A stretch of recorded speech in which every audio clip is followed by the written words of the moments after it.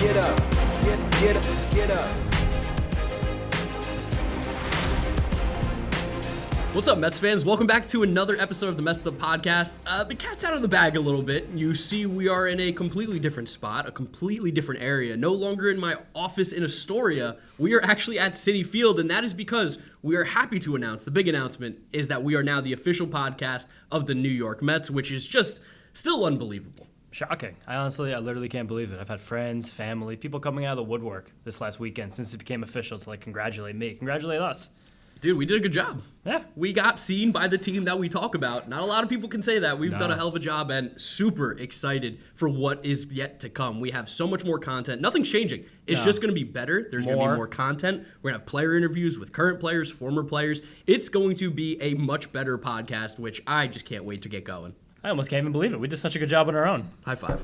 We're always good for a good high five there. And I think that's a perfect way to get into it. Guys, make sure you're following us on all our social media. Again, nothing's changing at Mets'd Up, just more content. So Twitter, Instagram, TikTok, and the YouTube channel. Make sure you're following us over there. If you're listening to us, Odyssey, Apple Podcast, Google Podcast, Spotify, wherever you listen, drop us a rating, drop us a review, share it. This is our first episode again with the Big League Boys. So make sure you give us some love. We really do appreciate it. And without further ado, let's just jump right into it because we have the Marlins series to talk about in which the Mets took 3 out of 4, which is nice. Not perfect, but it's nice. We're very happy with that. And exactly as we predicted. Going into the series, you saw that the Mets kind of had advantage generally over this team. We neglected to mention that the Marlins had some COVID issues. We're missing a couple of their starting players, so our apologies on that. But seeing the way the series stacked up, you're like, okay, 4 games. Sandy Alcantara is pitching 1 of them. Let's win 3 of them. And that's exactly what the Mets did. And it started with game 1. The bats came out hot. I mean, what a perfect way to start the series, a perfect way to start game 1.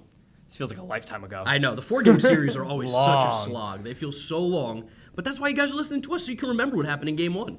And the first thing that happened, first inning, I believe, right? Yeah, first inning. Francisco Lindor came up for Nimmo and Marte got on, as they do all the time, back-to-back. Seemed like they were on base with each other consistently this entire series, this entire year. Felt like they were on base every single at-bat. I know that wasn't the case, but that's what it felt like. And luckily for us Mets fans, Francisco Lindor's mom was in the stands. First time watching him play as a Met, which I didn't know that. That was a shocking stat to me. That was bizarre, almost like Carrasco a few weeks ago. His dad, first time watching him too.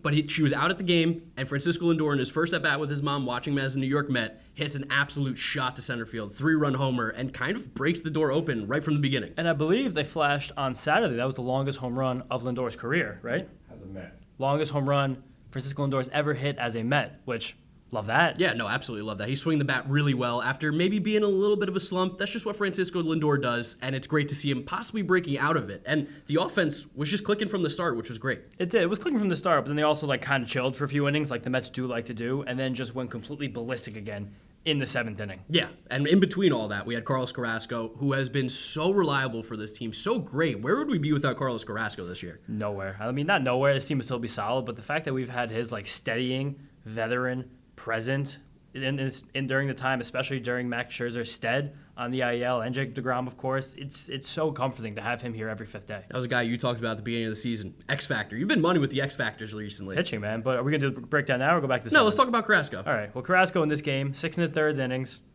8 hits allowed, 3 earned, 2 walks, 7 strikeouts. 4th time this year he's pitched into the 7th inning. As you can probably guess, that's more than he did all of last year already. I think he only did it once or twice last year. He's just a completely different pitcher. He's so much better. He's healthy. That is a huge part of it. He's okay.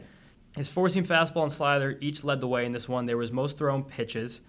Each of them had 7 whiffs, which very good number for Carrasco to sit at. He threw each of those 32% of the time. And with that, it was his 2nd highest usage rate on that slider all season. And his 3rd straight start where he's been fastball slider at the top. We were mentioning this a lot during May and April, that Carrasco is still kind of finding his way, working the fastball, the sinker, the changeup, and that slider together. And now we're seeing that the cream has risen to the top, and he is fastball slider, something that it seems like a lot of these Mets pitchers are going to, I'm sure, under the tutelage of Jeremy Hefner, too. Yeah, we've seen David Peterson, who we'll talk about later in this, really utilize the 4-seam and the slider, it's a good combo. There's a reason everybody in Major League Baseball is doing it. It's one of the most effective combos you can have. Slider's one of the hardest pitches to hit in the league. And overall for Carrasco, just hammer home how good he's been this year. He's in the 98th percentile of all pitchers in the league in chase rate. So that's sick. How often you get a hitter to swing at a pitch outside of the strike zone.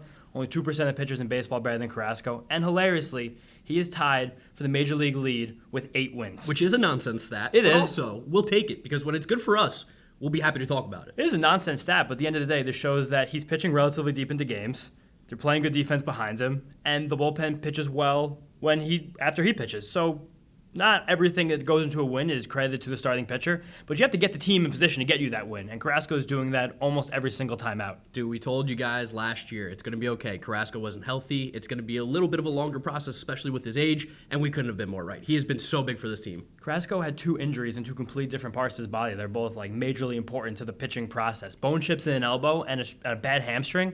That's like top to bottom in the kinetic chain. Like, how are you going to throw a pitch like that? Yeah, no. I mean, it's tough. It's tough. But luckily for us, Carrasco pitched well. And then, like you said, in the 7th inning, the bats just exploded. The team just could not stop hitting. Pete, grand slam, 2nd of the season, which I don't know how many guys have hit a grand slam twice in a season. Alonso is actually the 3rd player in baseball this year to have 2 grand slams. Got that from our new fun producer, John. Yeah, no, it's a good stat. Great stat. He's having an unbelievable year. He leads the league in RBIs. I mean, I don't know how many times we have to say it, but he's one of the best hitters in all of baseball. And he needs vote for him in the All-Star game. Please. Vote for him. We need him to start. Also, I want to shout out Pablo Lopez, who's generally a fantastic pitcher, but he's basically now had the 2 worst starts of his entire career against the Mets in Citi Field. Which is awesome. Yeah. We love to see that because normally we get diced up by these kind of guys, but the Mets have found a way to get to Pablo Lopez, and they did in this game. The grand slam was huge. Sorry, Pablo. We like you, but we like winning better. And before closing out Friday night's game, we do want to shout out, it was Pride Night at the ballpark, and Taijuan Walker did a great thing pregame. It's awesome. Went to the team store and covered the expenses of people buying Pride gear, which is really cool. And then also Mark Hanna he threw out a very nice tweet before the game, first of all, being very inclusive, being an ally. And then also his walk-up songs on Friday. Not sure if anybody knows this, but it was Born This Way, Vogue, and I Want to Dance with Somebody. Which, I mean, you got to love that. When the team's getting involved in stuff, it's always great, and it's great to see that these guys, the team looks great together. They seem to have great chemistry, and it's awesome to see that these guys care about the fans as well. Care about everything. Just very inclusive, nice guys. You see such a great, wonderful, warm group of players here who's also playing incredibly good baseball. Yeah, they played great in Game 1, and it was a great way to start the series. A nice win in Game 1, which leads us now into Game 2. And Game 2 was a little bit weird for us because this was the day that we were technically officially announcing that we're the New York Mets podcast, but it also wasn't because we were still promo shooting things, which you guys will see those videos as well. But we were here bright and early for this one. This was one of our longer days at the stadium. Bright and early for a Saturday. It was, 11:30? Well, for a YouTube man. Yeah, it's bright and early true. for me. Yeah, bright and early for me too, and I got to get used to working another real job as well. But just doing a promo shoot on the field that you guys hopefully have seen now. If you haven't, it's kind of hilarious. They dress us up like as ball players, put on eye black for the first time in over 10 years. Yeah, I'll take the tip of the cap on that one. That was all my idea right Yeah, there. this was our idea in production. I mean, we're still the creatives here. Yeah, I don't know if you guys caught it too. If you don't follow me on Twitter at GiraffeNeckMark, follow James as well. Plug yours. At James Schiano. But I was getting memed because I posted a selfie on the field wearing eye black, and it did look like I thought I was on the team. It was really funny. Whoever made that, I forgot who it was, but it was a really good meme. I'm sure it wasn't not even a Met fan, it was just a hater. Yeah. And I was just hilariously scrolling late at night when I got home. I was so dead. I was asleep by 11 o'clock on Saturday, which is insane for me. But just scrolling through all of the mentions and stuff, I saw that crazily my mother liked the tweet of the person making fun of Mark. She's very new to Twitter. She just followed recently to get on top of the Mets'd Up stuff. What's going on, Mrs. Schiano? The second I saw that, I threw my head back, exulting laughter. It was freaking hilarious. I was getting cooked by everybody because it looked like I came to the game in a full jersey with the hat and put on eye black, which if I did do that, everyone has the right to make fun of me for it. The fact that I didn't, though, I see you guys out there trolling me. Anyway, it was a crazy day. We were on the pregame show with Mike and Emily, which was awesome as well. Never done that. We did pretty well, too. I thought we were going to maybe mess up because you could hear the delay from the audio. Very awkward because, there's a 1 second delay. You're talking to a microphone. I barely ever spoke to a microphone ever besides ones that are on the table or I'm holding myself. But, yeah, we did well on the Jumbotron. I feel like we got a little bit of pub from that. Had a nice drink, too, to celebrate. A good toast. And it was a great start to the day. And also a great start to a Mets win at the end of the day. But the Mets got on the board in the second here with McNeil, RBI single, which was awesome. That's weird for us. Usually we get on the board in the first. Quick first inning. Very quick first inning. But McNeil, who's just been so good this year. I don't think he'd be, understated is the right word, I think, right? Can't be understated. Yeah, understated. He's been unbelievably incredible. I keep tweeting out that he's back, and he really is. Ben's so clutch with the consistent RBIs. We shouted out his batting average, runners, and scoring position on the last episode, and his general RBI total. But it's just every single time he has an opportunity to succeed, it feels like he is.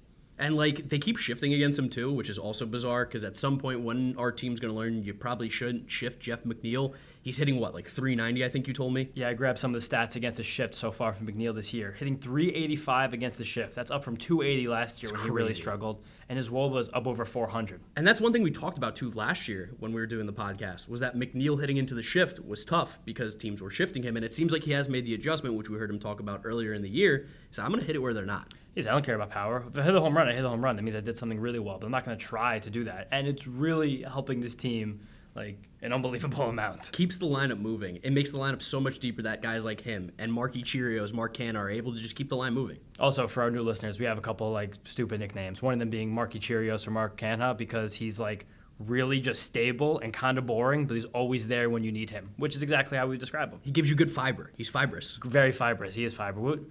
In the past, we called guys oatmeal, and that's something I stole from a different baseball podcast called Rates and Barrels by Eno Saris and Derek Van Riper. But you call guys oatmeal when they're like they're not exciting and they're not like sexy in any type of way, but you need them because they help you poop. They help move the line along, and that's exactly what Mark Canha has done for this team this year, driven in the second inning by Jeff McNeil. Yep, love a bottom of the order rally. Absolutely love it. And especially when love a Jeff McNeil hit off a left-handed pitcher. Yes, because he had been struggling. I feel like before this series more so against lefties. This series he got a bunch of hits off of Trevor Rogers and of course Braxton Garrett. Braxton Garrett is fine. He's like kitchen sink guy. He's got a lot of pitches. He got his fastball, slider, curveball, and changeup. The fastball sits like 90-ish. Yeah, 90-ish. 90-ish, generous. He's smart, cerebral, kitchen sink again, but happy to hit this guy, especially the next inning because Francisco Lindor, for the second day in a row, with Mom in the stands, hit another home run. Mama Lindor, where are you at? We need you at every single game. I don't know if we have the pull to Can make you this guys happen. Can you guys get her season tickets? Francisco, he's got a pretty good contract. I'm sure he could figure out a way. Yeah, to get right. There her has to be here. a way for Mrs. Lindor to come to the park more often. It seems like whenever she's here, in the 2 or 3 games that she was, he played out of his mind. And I think when he spoke to reporters after game 1, he talked about he plays the game for his mom. That's who his like inspiration is. That's who his role model is.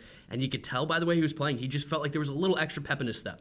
And this was very cool because Francisco Lindor, before Friday night, had not gotten an RBI since the streak ended, and he closed his finger in the door in San Francisco. And now this was the second of a 3-game, little mini RBI streak for Francisco to get hot again. Yeah, no, he's been absolutely incredible. And then we talked about Taijuan, doing great stuff in Game 1. Let's actually talk about his performance in Game 2. Because in Game 2, he was phenomenal. A guy who at times we were a little bit nervous about just because we didn't really know what path Taijuan was going to take as a pitcher. But this new splitter has really just completely changed my outlook on him. Taijuan Walker, over the last month or so, is literally a completely different pitcher. And we have to, again, tip the cap to Jeremy Hefner, who I cannot wait to have on this show. I don't even think I'll be able to talk to him.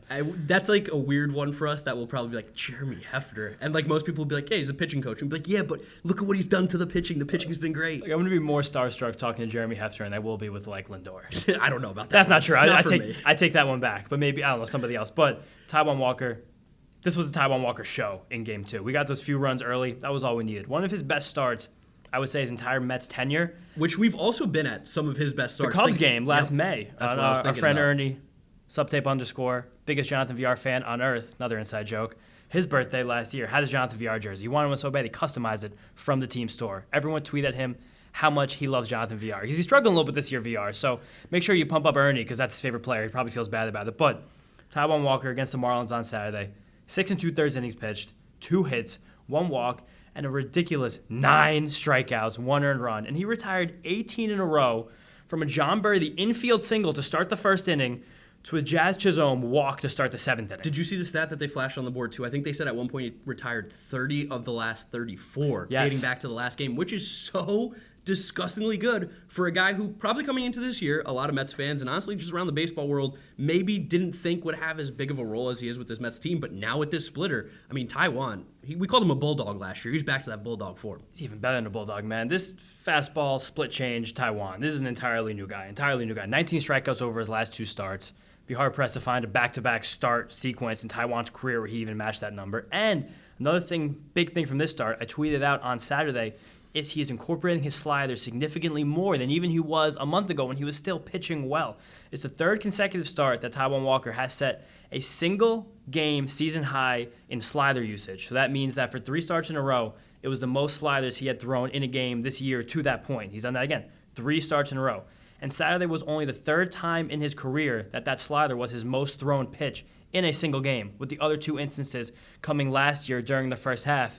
And we all remember how hot he was then. Well, you talk about the first half last year. Taijuan was an all-star last year, and he might be pitching better this year. We talk about all the Mets all-star guys that you should be voting for on the hitting side, but I think there's a world where Taijuan Walker could sneak into the all-star game again with how well he's pitching if he keeps it up. I don't know if I would say that Taijuan Walker is pitching better right now this year. I would say that his success is more sustainable than it was this time last year. Because as he was pitching very well last year, for our longtime listeners, we were cautioning people that he was giving up a lot of hard contact and just a lot of contact in general, and that the two-seam fastball has kind of lost its way in the modern Major League game. We've seen a couple teams, especially the Yankees, really find ways to incorporate two-seamers and sinkers back into dominant pitching repertoires. But the way that Taijuan has now converted his repertoire to being four-seam fastball, slider, and split change, the guy is literally on a completely different level, and I could not be more confident in him moving forward, which is a far cry from where we were, even in the offseason. Yeah, it's just you always had to be cautiously optimistic. Right now, we're very optimistic. Everything that he's doing makes him a completely different pitcher, and we can't wait to see what he does the rest of the year because he really has been so great. Yes, and just to wrap this game up, it was a little frustrating that after we got on Braxton Garrett early, chased him, I believe it was in the 4th or 5th inning, we were unable to jump on the Marlins bullpen at all the rest of this game. We only had 2 hard-hit balls off the Marlins bullpen for 5 full innings. The Marlins will pull out names like Jimmy Yacobonis, Lewis Head, right? Lewis Head, that's a guy that you like. But these are people that regular baseball fans probably have never heard of, and for good reason. They're on the Marlins, one of the weaker teams in baseball. They're not necessarily the highest of quality, and the Mets just couldn't really get anything done. No, but the Marlins bullpen this year is not like the Marlins bullpens of years past. Like, they actually do have talent there. They seem to actually have a plan with guys. Yeah, like, they're adjusting. They're smarter. They're adjusting guys' repertoires. They're teaching guys new pitches. They're doing the things developmentally that the good, smart teams do. And I don't want to say it's good to see them doing that because I'd love them to continue being a doormat forever. But it seems like the Nationals have very, very willfully usurped that role from them. But also this game, not hitting the ball very hard, the Mets only had 4 strikeouts in this one. And that is the Mets this year, for better or worse. They're going to make a lot of contact. Might not always be hard contact, might not always be what we call like quality contact, but it's a lot of contact. They're putting the ball in play, and you're seeing if they will do something wrong. This is something that we talked about during the offseason. We talked about Ben Zausmer and Billy Epler putting together a roster of guys with a purpose, it seems like. And if you think about Mets teams in the past, we always talked about runners in scoring position being a huge, huge problem for this Mets team. They couldn't drive in runs when guys got in the right positions, and that's because they were striking out a lot. They weren't getting good quality hits. Right now, this Mets team doesn't strike out, hits the ball hard, walks. I mean, they're doing everything a good team should be doing. We also have kind of learned going through this year that there are a lot of teams in baseball that are just not really that sound defensively. No. And you kind of just put it on them to screw something up. And sometimes they will. And if they do, you take it and you move on. And like we said, the Mets just kind of did enough in this game offensively. Drew Chains, our boy Drew Smith, because of course he rocks the chains, so now his nickname is Drew Chains. For those of you who are new to the podcast, we love nicknames here. He was great again. We're huge fans of Drew Smith. Hope one day we can talk to him. Big fans forever. Yeah, he's great. Where would this team again be in the bullpen without Drew Smith? And then Edwin, it got a little dicey there, a little bit, nervous. I was particularly nervous too because everything was being announced by us. Yeah. And the worst thing that could have happened on that day was the Mets lose from an Edwin Diaz blown save on the day that we announced the podcast. And I'm not going to say the word, but I was really worried that we would have gotten that moniker. I was too, but luckily it didn't happen. Also, just a little weird that this was the second straight start where Edwin did allow like a litany of base runners. A second straight appearance where Edwin allowed kind of like a litany of base runners. We saw the craziness from the Milwaukee game on Thursday. This one, again, we had some insurance runs, so giving a 1 run wasn't really the end of the world. But as Edwin does, he still managed to strike 3 batters out. That brought him up to the highest strikeout rate of any reliever in baseball. And it gave his slider the most strikeouts of any singular pitch for a reliever all year with 39. Just Edwin Diaz's slider has struck out 39 batters this year. Those trumpets, man. They just get him going. He's been absolutely disgusting, and I don't know if there have really been many, maybe one better closer in all of baseball. Yeah, probably one exactly better closer. I mean, maybe 2 now because the second Yankee mentioned, Clay Holmes, is ridiculous. But he does things like that shouldn't even be humanly possible. But Edwin, for a guy who a lot of people, I think, were losing hope on early in his Mets career, I think he couldn't have flipped it any better. Yeah, and we were talking to a fan like during this sequence, remember? Oh, yeah. And he was like moaning and groaning. Actually, no, this was in the bathroom line after. Yeah. Right, yeah. And he was talking about the fact that, like, oh, Edwin, he did this. But This fan who I met in the Porter Potty line has the utmost confidence in Edwin. Said he's been one of the most important players in this team. We all should. We should all have the utmost confidence in Edwin. He's proven it. He's been great. And then after the game, we saw Jazz Chisholm get thrown out in the 9th inning on what was a questionable strike call. Might have been a little in, maybe not as much as the Marlins announcers led you on to believe. Yeah, the Marlins broadcast was kind of blowing it out of proportion. Jazz tweeted out terrible. A fan replied saying, "You talking about your stats against left-handed pitching or the call?" And Jazz replied with, "Talking about your mama," which Jazz is one of the most exciting players in baseball. Whether you're a Met fan or not, you got to appreciate the guy. He's someone that I will reluctantly call the coolest player in baseball. Sadly, it's on technically a rival, even though I don't know if the Marlins are rivals with the Mets. Yeah, They're in the same division, I get that, but Jazz Chisholm comes from our generation. He's basically about our age, and we grew up. This is the second time he's even used the Yo Mama joke this year from the time where he got plunked. Yeah. And he said, "Drill your mama." We grew up on Yo Mama jokes. We had the Yo Mama show on MTV. We were ripping Yo Mama jokes in elementary school Shout out cafeteria. Wilmer Valderrama. Yes, Which, wow. that's a name. That That's is a a name. show as well. But, yeah, Yo Mama jokes are always great. Jazz is just one of the great young players in the game. Like I said, even if you're, a Mets fan, you can appreciate what he does. He watches my YouTube videos. That's crazy. That is crazy. He's fun. He's a lot of fun. Need more players in the league like Jazz. And then did you catch, because Lewin Diaz, who I'm a huge fan of Lewin Diaz too, just as a player in general, but Oddly. did you catch that his stuff didn't make it when he got called up? So he had no glove, no bats, no anything. And the first base coach just started beating the hell out of his glove. First base coach for the Marlins, Keith Johnson, and that brought our own Keith Hernandez, Mets broadcaster, to whatever's more intense than a cringe is what Keith was doing, just being so uncomfortable by the way that first base glove was being mangled and manhandled by the bat. Which was an interesting scene to see. Game 2, though, another win in the books, so the Mets at least split the series. But as we know, we want to win the series. It ends up being okay, but Game 3 was a pivotal one. Pivotal one just because, and we marked this before the series, you're facing Sandy Alcantara, who is literally one of the best pitchers in baseball. He's probably the Cy Young favorite right now in the National League. He's probably pitching the best. He's the best healthy pitcher in the National League right now, I think I'd say. He's gone like 7 innings plus in almost all of his starts. We talked about that with Walker Buehler last year. He's a workhorse. He's got great stuff, and he's really, really hard to hit well. Sandy's averaging almost 8 innings per start over his last 5 starts. That's disgusting. There's no one else in baseball that does anything close to that. He is a horse in the truest sense of the word. But somehow, in some way, our guy, Chris Bassett, was going toe-to-toe with him from the beginning in this dogfight of starting pitchers. Yeah, which is nice to see because I feel like a few starts ago people were talking about Bassett struggling a little bit, and the last 2 now, he's been lights out. He's been great. Talk about our pitching being so important, especially with Scherzer and DeGrom on the IL, coming back soon, hopefully. Chris Bassett has just been one of the best pickups, I think, in all of baseball this entire year. A steady hand. Bassett's been very steady, just like we mentioned Carrasco, just like we mentioned Taijuan since he altered his repertoire. Very, very steady. And trading zeros with Sandy Alcantara for 5 innings is no easy feat. None at all. No, not at all. The Bassett Hounds were out.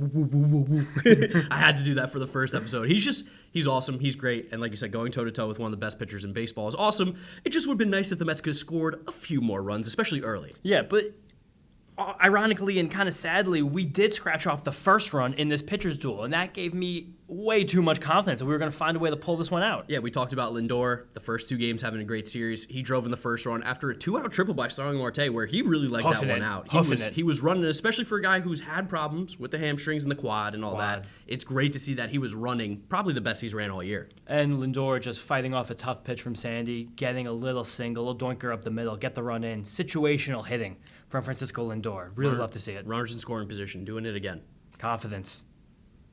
But we came back for the bottom of the 7th inning, and then things were not so great kind of instantly. Miguel Rojas, one of Mark's highest-ranked shortstops year after year in his YouTube channel, got a leadoff single. Jacob Stallings got a 1-out single. And at this point, Chris Bassett had just crossed the 100-pitch threshold. The Marlins were getting through their 3rd time through the order, and it was a moment where a lot of the Twitter managers and the hindsight artists did think that Chris Bassett could have been yanked. Well, let's be one of those, because I think this is a legitimate discussion to have. Should Bassett have come out for the inning? Should he have been taken out after the first hitter, the second hitter? I mean, what would you have done? Because I know my answer. I'm taking him out after the Miguel Rojas leadoff single. Yeah, I'm in the same boat as you. 100% after that first single, I would have taken him out. But I also don't fault Buck for leaving him in. Maybe after the second single, I would have really taken a hard look at it. But Bassett was cruising so hard in this game. He had season-high 9 strikeouts. The balls weren't particularly scorched either. I think the Marlins, this entire game, had about 4 hard-hit balls. It was just kind of balls finding holes. I understand this is a little bit of what you're going to have with a more old-school type team, old-school type manager. You want to nurse your starter through it, especially one of your more veteran starters, especially someone who's been one of your more reliable starters, someone who's consistently pitched late into games, more so than most of your other starters this year. It just did not work out. No, it didn't. And unfortunately, the Marlins started chipping away. And it came with a big swing of the bat from the legend. I want to say before we talk about Jerry Encarnacion and his massive Major League debut, one of the most impressive Major League debuts literally statistically ever. Yeah. He had an at-bat against Brian De La Cruz, who Mets fans remember from last September having a lot of big at-bats against us. We talk about Met killers a lot. Brian De La Cruz is a guy who seemingly has only ever played well against the New York I Mets. don't think it's seemingly. I think it's literal. He's just unbelievable when he comes against the orange and blue. This at-bat, Chris Bassett had really seemed to have lost it because he was only throwing sinkers and sliders at this point, and those are the two pitches that Bassett leans on the most. And you can kind of see he was trying to nip edges. He was not really hitting them high-low, inside or outside. And the two singers he did get over the plate were literally right down the middle. Yeah. And Brian De La Cruz put a good hack on one of them. The 3-2 pitch was a slider he completely lost the grip of. And you saw him kind of like, not wince, but kind of just, you could see frustration in Bassett as he came off the mound, knowing he was going to get yanked and knowing that he was leaving Seth Lugo in a less than ideal situation. Yep, going up against Gerard Encarnacion. No relation to Edwin or Juan, I don't believe. Howie shouted out Juan during this because I think they're like similar size. Yeah, big guys. Gerard is a massive human being. And we kind of saw a little bit of that. As we said, the legend of Gerard Encarnacion was born against the Mets. He hit a grand slam, smoked it to right field. I mean, that ball got out in felt like under 5 seconds. A hurry. And this was a situation for Seth Lugo where he did get behind Encarnacion early. He tried to get him with a first pitch curveball that did not catch the zone. It basically hung. We're almost kind of happy that Encarnacion did not swing at that. Well, I mean, we gave him a grand slam, so maybe maybe we would have liked that. I guess that was the worst case scenario anyway. And then there was a 3-1 pitch that kind of looked like it wasn't even a strike. I believe it was a fastball on the outer edge that the kind of gave Lugo a gift, which also wound up biting the Mets in the ass because it wound up being a grand slam. But you hate that. And then afterwards, Seth Lugo I don't want to say he was shaken, but just things went wrong. The wheels kind of fell off a little bit. Yeah, he ended up walking Jazz Chisholm, who got driven in on a John Birdie double. Talk about another Met killer, John Birdie, another guy who, I mean, this year's actually playing a little bit better. He had 4 stolen bases in the first 2 games of the series. Yeah, John Birdie is a pest. If you're a Mets fan, you know all about John Birdie being annoying for the past 3-4 years that he's been on the Marlins. Lugo has been so hit or miss this year. Yeah. He's had, if you look through his game logs, he either gives up 2 runs or no runs. That's pretty much it. I know a lot of people are kind of on Lugo a little bit. We know in Game 4 he ended up not being there because of the paternity thing. There's a very good chance he just had bigger things on his mind, like, oh, my wife is pregnant, could be having a baby.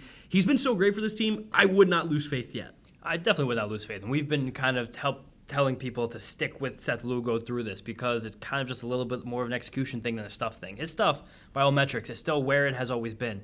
It's just a matter of, I think, sequencing, a matter of which pitches he's throwing, and just a matter of command. And you fall behind a guy 3-1 with power, with the bases loaded. You don't leave yourself that much room for error anymore. No, and I will say this, something the Mets have done all year long, which was really nice, is they did answer back immediately. McNeil, Jeff McHitz got a double, and followed by our boy Luis Guillorme, King Louie, getting a single. But it just ended there. The Mets tried to chip back. This was one of the few times that they couldn't, but it really did feel like another game where the Mets were going to somehow sneak this one away at that moment. Yeah, and a term that we've dubbed on this podcast over the last few months, poop fest. We usually say the Mets like to have one poop fest per series. This wasn't that. We didn't really have one this series. This was a game we lost, but I wouldn't really say that the Marlins played better than us. They put the bat on the ball one time when they really needed to. They only had 4 hard-hit balls, like we mentioned earlier, the entire game. Lindor had 3 on his own.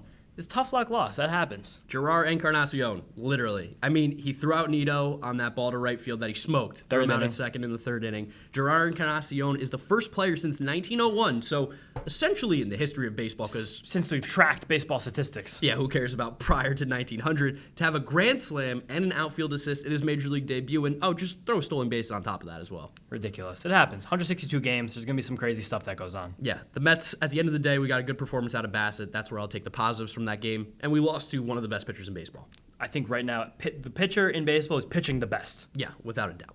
And that brings us to Game 4, with a chance to either tie the series, break even 2-2, or win it 3-1, and that is a big difference. I feel like in a 4-game series, that 2-2, 3-1 difference is huge. Massive difference. Massive difference to the team, massive difference to the standings, and massive difference to the way the fans feel after a series against the Marlins, a home series where you saw 2 wins, and then you saw the Mets lose a game that people were upset about because there's this kind of bullpen narrative brewing about the Mets, which I don't really think is actually that true. No. Because right now the Mets bullpen has the 2nd highest strikeout rate in baseball and the 12th lowest ERA. So I think this bullpen overall is still at least in like the 60th percentile-ish of bullpens in baseball, and getting, hopefully, one of their better pitchers coming back in the next few weeks in Trevor May.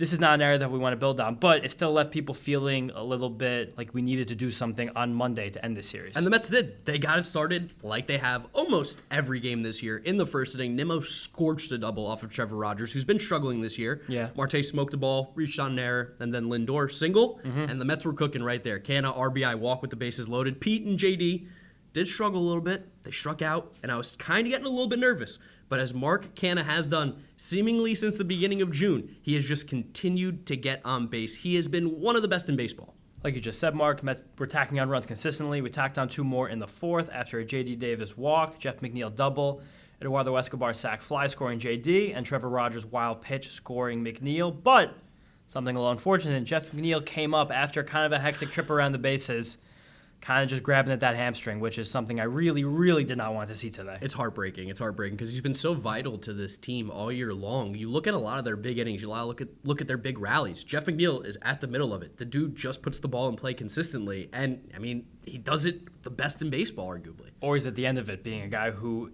is so skilled at getting in runners with 2 outs. Yeah. So one of the best in baseball at that, too. No stat to prove that, but I'm going to say it. Hit against the shift. He got the double here. We talked about it earlier, how great he's been against the shift. When will teams learn? But we also don't care. We don't want you to learn. Keep being dumb. Well, I mean, I have a feeling that Jeff McNeil, if teams started not shifting him again, he would start becoming pull-happy Jeff again and just put everything in between first and second base. Yeah, probably, honestly. You're right. He's so good with the bat. Like, he controls it so well that he can basically put it wherever he wants. And we know how good of a golfer he is. Great golfer. Yeah. One of the, probably, I don't know about the rest of the Mets, but you got to assume he's one of the best. I would hope so. And then just tacking on another run, Pete Alonso had a sacrifice fly the inning after to make this game 4-0. This was the Mets' second sacrifice fly during this game. If anybody was with us last year, you remember us harping on the fact that the Mets were incapable of getting any sacrifice flies. There was a while during the dog days of the summer that it looked like the Mets were in contention for having the least sacrifice flies ever in a Major League Baseball season. They got over that number, luckily. I believe that number was 18. The Mets wound up around 23. But the Mets now have 27 sacrifice flies on the season. That is already more than they had all of last year with 23. And what does that indicate to you guys as fans? They're just playing better baseball. This isn't necessarily like a success thing, like the best teams have more sacrifice flies, but it shows that like the process is good, something that we talk about a lot on this podcast. They're getting in those guys from third base with less than 2 outs, which is huge. Another big part of it is guys getting to third base with less than 2 outs. The Mets weren't doing last year. This Pete Alonso sacrifice fly, this was right after another inning where Nimmo and Marte got on to start an inning. With nobody out, Francisco Lindor hit a fly ball, and Marte, very cerebrally, tagged from second to third with only 1 out to allow himself to score on Pete's fly ball. Yeah, I mean, they've literally had the 5th best success rate, scoring runners from third with less than 2 outs entering today. So that's elite. New team, completely new players. We see it on the field every single game. Absolutely, and all this was very good, but something that made it very much better is that David Peterson was very on Monday afternoon. One of what I thought was his most impressive starts ever in his career. It was a weird one, especially being in the stadium, to see him kind of constantly get guys in position on base, like first and second. It felt like almost every other inning they were getting on, but he was then able to limit it. Well, literally in this game, every inning besides the 4th, at least 2 batters did reach base against David Peterson. Crazy. But the other side of that is he was a whiff god today. 19 whiffs, second most in a single start for Peterson's entire career, with the most being a 10-strikeout game in September of 2020 against Atlanta. 9 of those whiffs came on the slider, and that pitch was very, very gross all afternoon. Got the pitching ninja treatment. Shout out pitching ninja. I think a little bit of that was because this was the only game going on. Probably. On a Monday afternoon, but the slider was still gross anyway. Tweeted out the video. Just use, especially that back foot. That back foot slider has been so important to David Peterson's development, and the fact that teams can stack the lineup with righties against him, and he can use that pitch still as an out pitch, still as a weapon, and still as a whiffable pitch. That's all you need. And this was the 3rd most slider whiffs that Peterson's ever had in a game. So just keep harping on the fact that this slider has changed David Peterson's outlook tremendously, along with the fastball that he's now using instead of his old sinker. And real quick, just for the new listeners, because I know we've talked about whiff rate a lot this episode. Yes, true. Just give a little insight as to why whiff rate is so important. Whiff rate is as many times as a player swings and misses at a pitch over the amount of pitches they swung at in general. So you're seeing the fact that pitchers, with this pitch from Peterson, hitters are offering at it, and as much as they're offering at it, they're swinging and missing at a high rate. And as we know, less balls in plays, better for the pitcher. And that's exactly what David Peterson did today. He's a completely new pitcher, and I really love the way he's looking. Love it. And another big thing about Peterson's development is something you alluded to before with the having constant trouble and getting out of it. Peterson is a guy in the past who we've seen, kind of similar to Steven Matz, get kind of like wear his emotions on his sleeve. Yeah. And that seems like he's really, really put that behind him so far this year. We mentioned there were at least 2 men who reached base in every inning but one on Monday. One of those innings, I think there was double play. Another one, I think John Brady got picked off too. Yes, great pickoff move. Yeah, so it wasn't like there was like men on constantly. But in this game, the Marlins were 0 for 7 with runners in scoring position against David Peterson. And going back from his last 4 starts, opposing batters are 2 for 19 with runners in scoring position against David Peterson. This man is bearing down when the going gets tough, and he is executing. And also with that bearing down, David Peterson pitched his entire game with the impending birth of his child. Yeah, I mean, a little bit of pressure on him, too, to pitch Right? well. There was even like an idea, there was even possibility that he wasn't going to be able to pitch this game today because of how close his wife was to labor. So shout out David Peterson for doing everything he had to get on the mound today and doing everything he has to with his family now. Ottavino came in after him, relieved him, and Ottavino has sneaky been good this year. You asked me during the game to guess his ERA, and I said 4.1. Yes. Not even close. No, it's in the 2.8s. Not even close. He's been great, and this is someone that both of us said during the offseason, we want Adam Ottavino. He's just a really solid relief pitcher, and we've seen it all year. Especially as such a comfortable guy to have as like your 3rd or 4th best reliever given a healthy bullpen. It's incredible. Adam Ottavino has allowed 1 earned run over his last 18 appearances and has stranded his last 6 inherited runners on base. Which is really impressive. Inherited runners are kind of almost supposed to come home, and he has just been locking them down. He's awesome. I mean, again, he's not awesome. There have been some instances this year where Ottavino has allowed some runs to score, but the fact that this guy is a phrase we also like to use a lot, A-team bullpen, B-team bullpen, C-team bullpen. Adam Ottavino is running the B team right now, and he's been very, very, very good at it. He's been awesome. We tacked on 2 more later in the game. Eduardo Escobar, who had been kind of ice cold, I think is a nice way to say it. Yeah, he had a sacrifice fly early in this game, so now I made 3 RBIs for Eduardo Escobombs, another nickname for you guys, even though he hasn't hit that many home runs this year. Something we still like to call him because it flows off the tongue. Broken over 26, though, for Eduardo, so happy to see him get off the schneid. And the Mets win another series. Take it.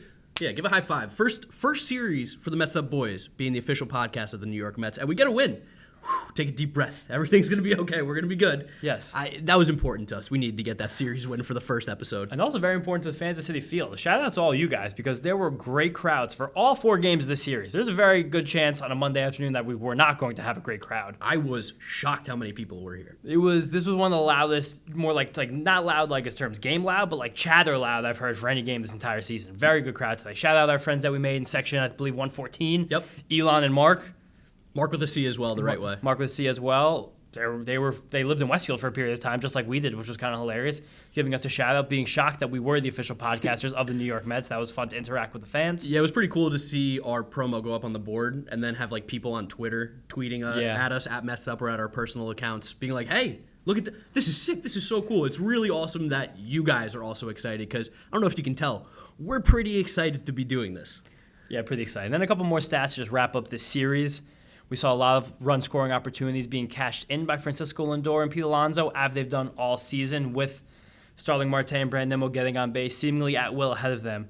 Francisco Lindor and Pete Alonso at the end of play on Monday have combined for 116 RBIs this season.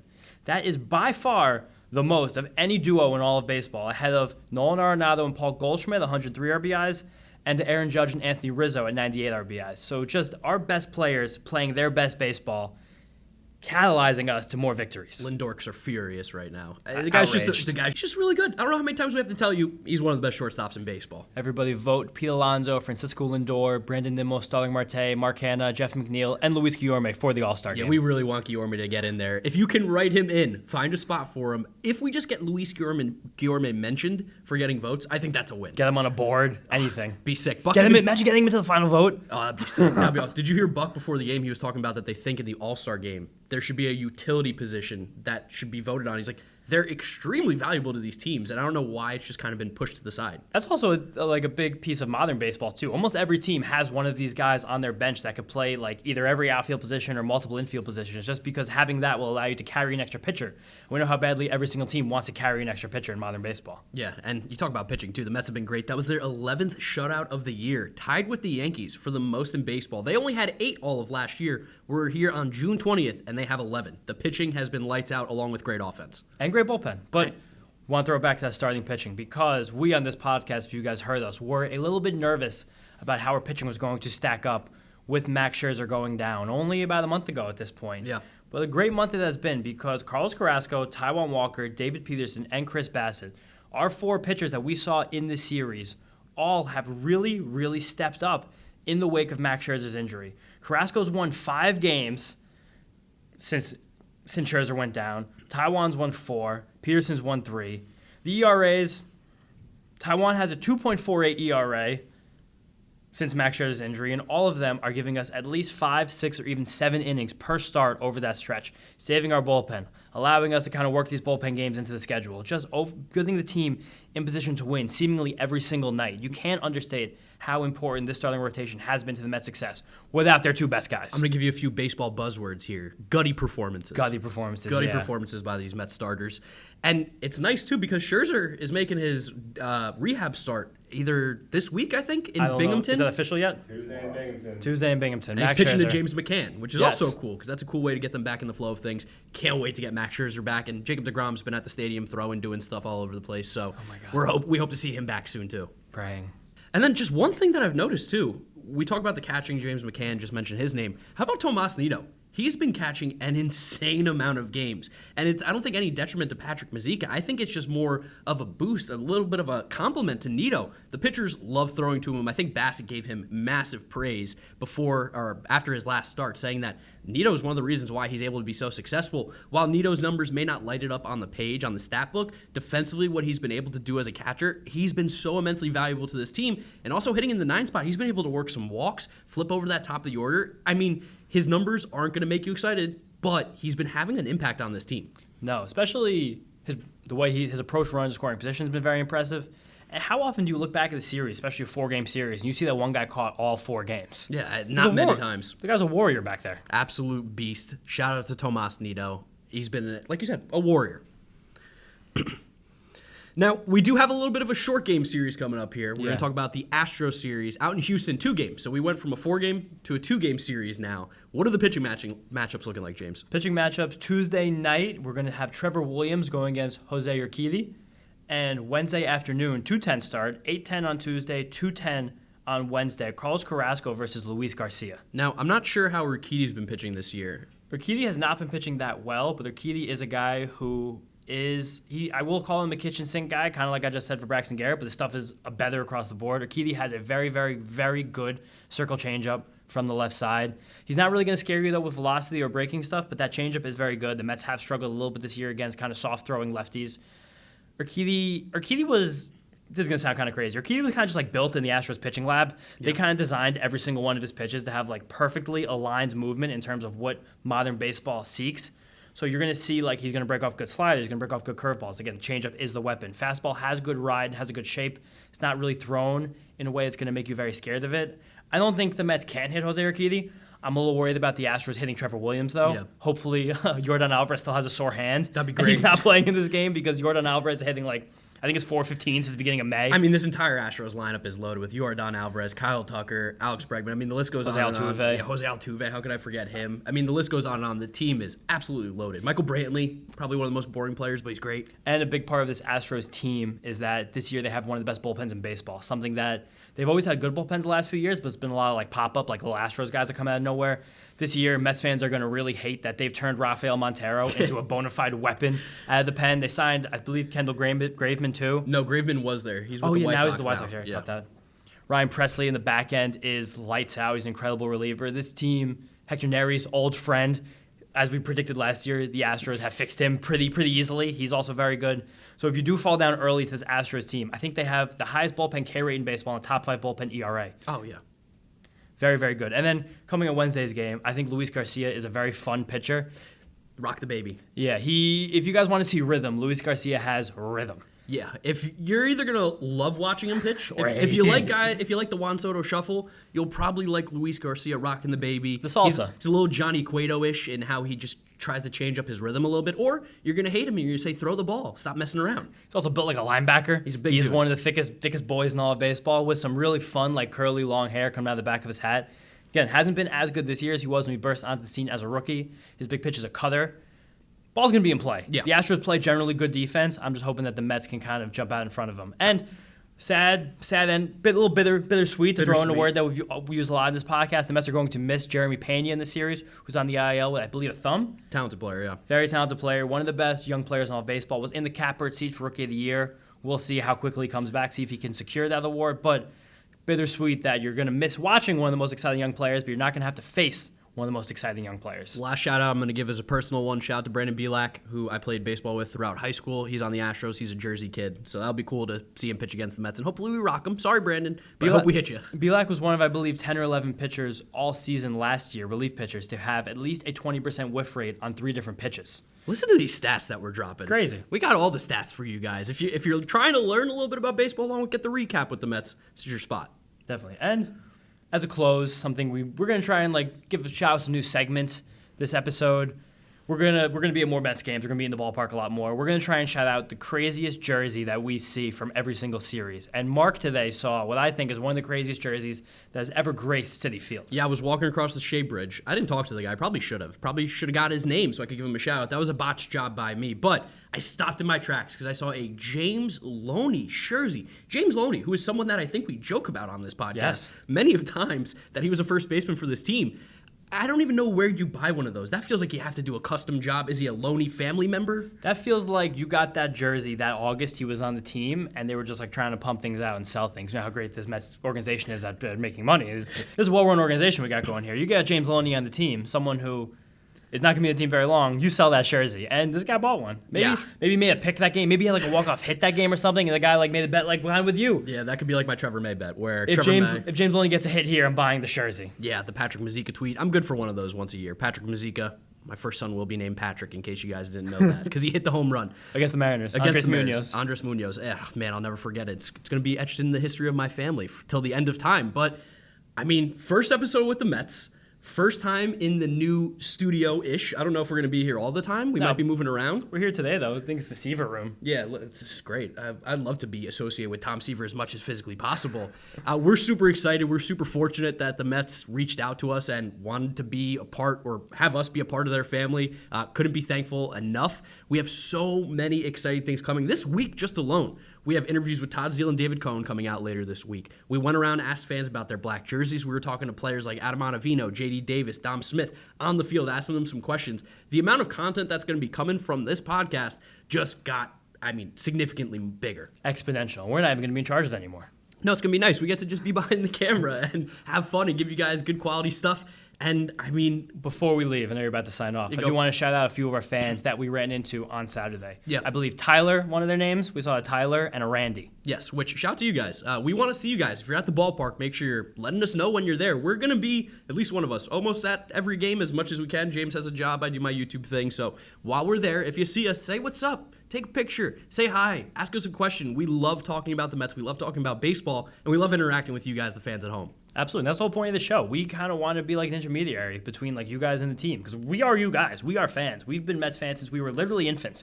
We've been coming to games from New Jersey, taking that ridiculous hour-and-a-half commute back and forth. Summers in college, summers in high school, weeknights, Sundays, with our family, our dads, our moms, my sister, every single thing. We have been with this team since we were conscious human beings. And the fact that we've had this opportunity is incredible. And we want this to be something that everybody, you guys especially, can be happy about, can be proud of, and can interact with. We'll say this, we are going to get you guys involved in a lot more episodes too, so keep an eye out for our Twitter or our Instagram, wherever it's going to be, at Mets'd Up. Make sure you're following us everywhere. We're going to be doing a mailbag episode as well coming up too, so make sure you get us your questions. And also, we're going to talk about crazy jerseys. A little call to action, you guys. Send us either the craziest jersey that you guys have or the craziest one you've seen. Maybe if you snapped a picture.